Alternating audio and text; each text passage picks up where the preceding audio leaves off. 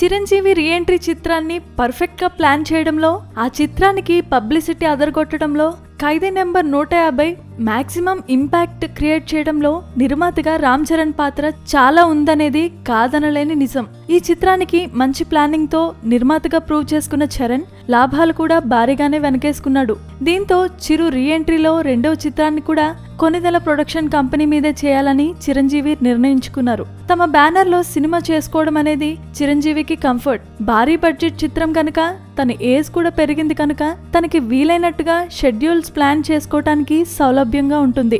అంచేత చిరంజీవి ఈ చిత్రాన్ని కూడా సొంత బ్యానర్ లోనే చేస్తున్నారని అనుకోవచ్చు.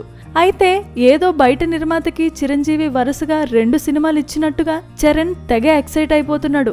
ఇది తన అదృష్టమని, నాన్నగారు తనపై ఉంచిన నమ్మకం పెద్ద గౌరవంగా భావిస్తున్నానని చరణ్ పెద్ద పెద్ద మాటలు మాట్లాడుతున్నాడు. సొంత బ్యానర్ లో సినిమా తీసుకుంటూ ఇలాంటి స్టేట్మెంట్స్ ఏంటి కామెడీగా అంటూ యాంటీ ఫ్యాన్స్ అయిన కొందరు చరణ్ ఓవర్ యాక్షన్ చేస్తున్నాడని కామెంట్ చేస్తున్నారు. వాళ్ళ రియాక్షన్ కొంచెం ఓవర్ గా ఉన్నా చరణ్ స్టేట్మెంట్ కూడా కాస్త అతిగానే ఉన్నట్టుంది. మరి Please subscribe.